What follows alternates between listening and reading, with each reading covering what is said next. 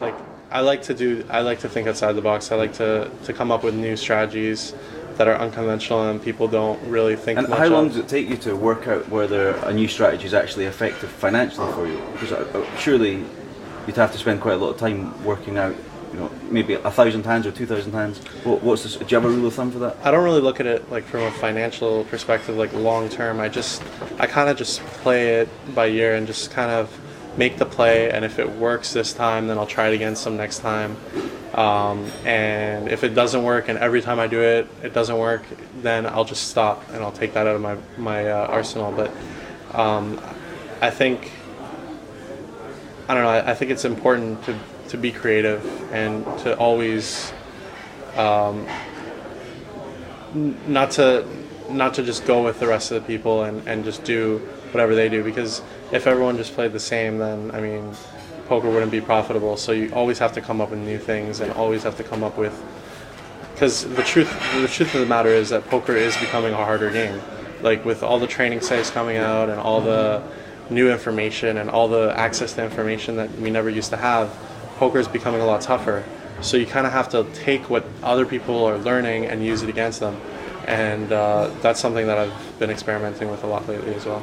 Well, if what we're going to do in the edit is just chop up, so it'll be consistent in the edit. But Okay. yeah, if we talk about your tournament cashes and victories, what would be the most satisfying for you in terms of the live tournament results? I think the most satisfying for my live tournament results would probably be the Irish Open, probably by far, because although I came third in that tournament, we did do a three-way chop when I was chip leader, so that was very financially beneficiary. I bet. It was a fun tournament. We were there, man. I had a great time there. It was a really fun tournament. I really enjoyed Ireland as well. And I felt like I was in the zone that entire tournament, and I never, I don't know, when I feel that way, I usually Is it a vibe you get, or you know that your game's like at the top for that particular tournament? I've never experienced that, so. Well, I think I got really short at the beginning. I was actually down to 2,000 chips at 300, 600, and the fact that I tripled up and then accumulated more chips and had a bigger stack just made me feel like I was free rolling, and I just played absolutely. I don't know. I was just aggressive at the right spots. It just seemed like I wasn't making a mistake, and I also won a few coin flips, which was nice. And sometimes I don't know. I feel like when I'm deep in a live tournament, that's usually when I excel as a player, not at the early stages. And in this tournament, I had a lot of chips when I was deep, and I was just relentless with people's blinds. And Did you start to feel invincible at those stages? Yeah, definitely. It's good to feel that way too. It's it's good to have. It's good to know that you're the best player on the table, and it's good to have that in your mind. It's really satisfying when you make plays that work.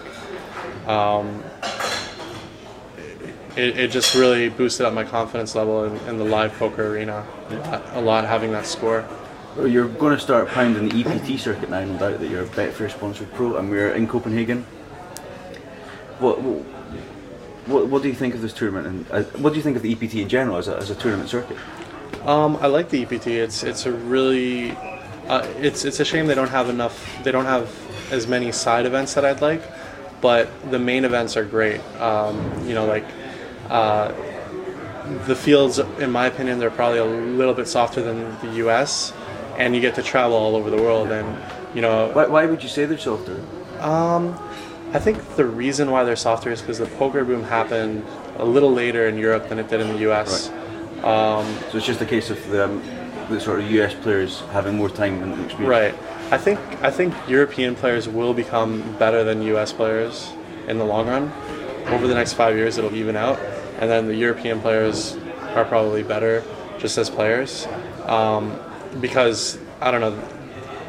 There's a lot of really, really good European players that haven't been playing for long. I just think that they have a better act for the game than the Americans do.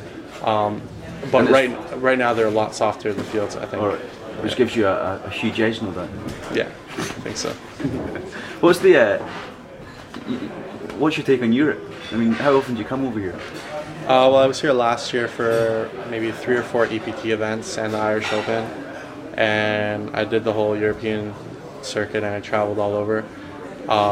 It was fun. I might as well travel while I'm young, and Europe is always a place that I've wanted to be, like, traveling around. So Are you going to set a base camp anywhere in Europe, or are you going to? actually, yeah, I have a friend, Danny.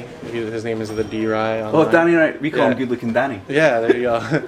He lives in Alicante, and I kind of just been staying there every time there's been like a lapse between tournaments. So after this tournament, I'm gonna go back there, and then I'm gonna head back for Warsaw. So Right. Get some sun and then head out Yeah. to the cold. exactly. Yeah, nice to hang in Alicante with Danny the D Ryan. Yeah, exactly. He's a good guy. So he has a nice little house down there right by the beach. So I can imagine. yeah, it's really nice. Cool. Life is good. Life is good.